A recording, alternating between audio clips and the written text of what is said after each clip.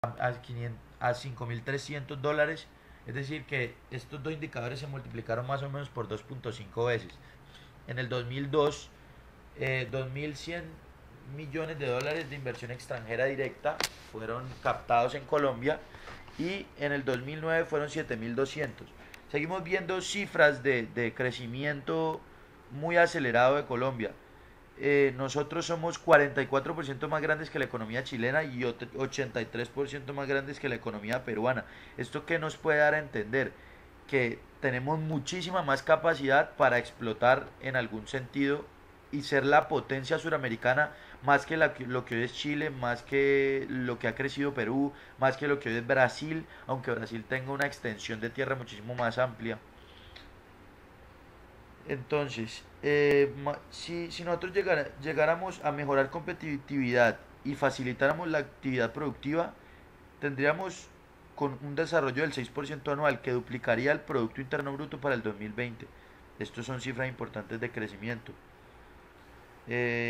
Bueno, tengo unas cifras más de exportaciones tradicionales, de importaciones, que son mencionadas en el discurso, pero pues me las voy a saltar para no aburrirnos con solo cifras. ¿Cuáles son los retos? Los retos para que este cambio se dé en Colombia. Los retos vienen en muchas áreas, áreas como la educación, como el desarrollo, como la tecnología, como la inversión, como el empleo, como la innovación. Entre mencionar los más importantes, eh, bueno, justificarlo sería innecesario. La educación es básica, la tecnología es imposible desarrollarse sin ella, la inversión extranjera, la innovación. Eh, Hay que incrementar la participación de las obras civiles colombianas a un 9% de a un 9% del PIB, exacto. Entonces, pues siguiendo por esta misma línea se debe desarrollar infraestructura física, infraestructura, además de infraestructura física, infraestructura institucional. ¿Qué quiere decir esto? Eh, Como poner a todas las instituciones del gobierno colombiano o no las gubernamentales, hablamos policía de carreteras, hablamos secretaría de tránsito, hablamos todo lo que tiene que ver con los corredores logísticos en algún sentido y ponerlos a todos en un mismo, digamos, en un mismo ambiente y lograr que de esa manera todos trabajen en conjunto. Eh, ok, es importante otra idea y es que los proyectos de ahora en adelante, según Luis Carlos Villegas, deben concebirse integralmente, porque las concesiones por tramos que se han venido desarrollando a lo largo de la historia colombiana no han funcionado, han hecho que muchas partes de las vías queden inconclusas, que pasamos de una excelente vía a una pésima vía y esto pues no tiene sentido, entonces debe planearse todo de la misma forma integralmente. Además, es importante mencionar que los municipios como tal deben hacerle seguimiento a los nuevos proyectos productivos, es decir, entregar facilidades para la operación. Esto no es solamente una cuestión del gobierno nacional, del gobierno central, es cuestión también de los municipios. Es, por ejemplo, las zonas francas, como mencionaba él en el video, las zonas francas de, de las zonas francas nuevas que se están planteando, las autoridades municipales les deben, digamos, brindar las oportunidades y de esta manera permitir que el desarrollo sea sostenible. En cuanto al modelo colombiano, se han venido implicando TLCs con Centroamérica, con Chile, con la Unión Europea, con Canadá. Es importante, a partir de esta misma línea de los tratados de libre comercio, mencionar, y aquí era lo que yo mencionaba más atrás, cómo el Asia-Pacífico, la región de Asia-Pacífico, es la que va a jalonar toda la economía en el futuro próximo. Entonces es importantísimo que la infraestructura de nuestro Pacífico sea mejorada.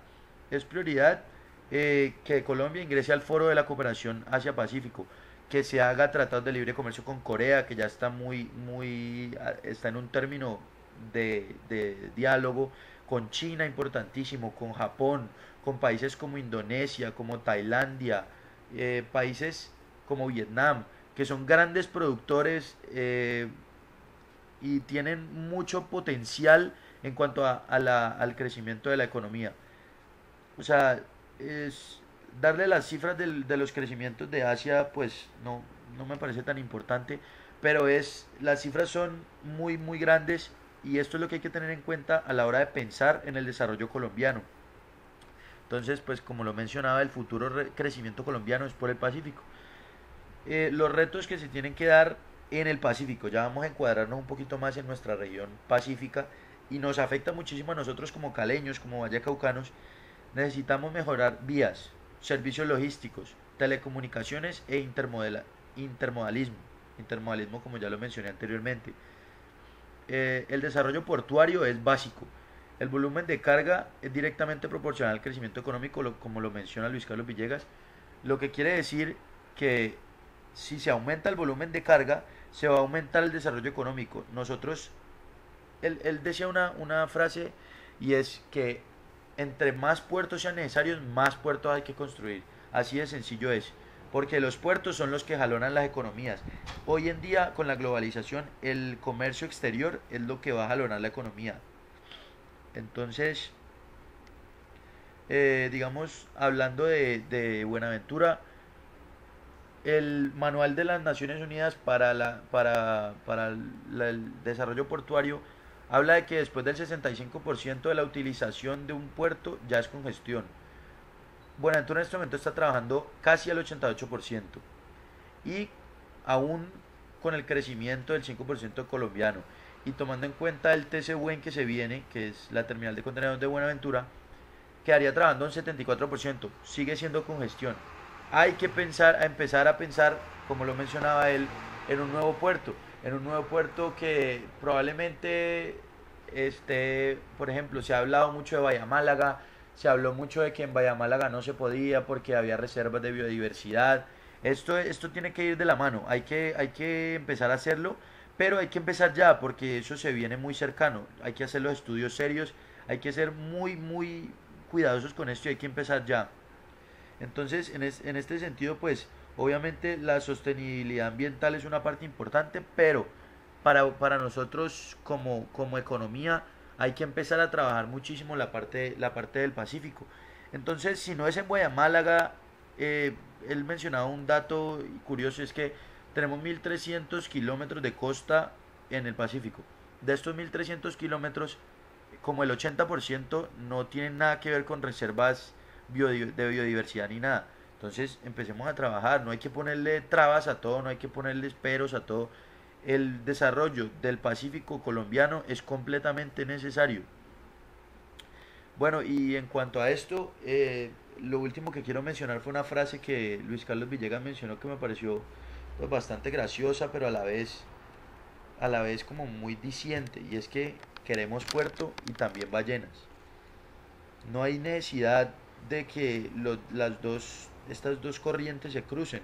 Hay que trabajar de la mano, como he mencionado durante todo el video. Hay que trabajar de la mano en cuanto a todos los sectores institucionales, hay que trabajar de la mano con la sostenibilidad ambiental y así de la mano, pero empezando ya pensando en el desarrollo del Pacífico, podríamos llegar a ser una economía muchísimo más potente.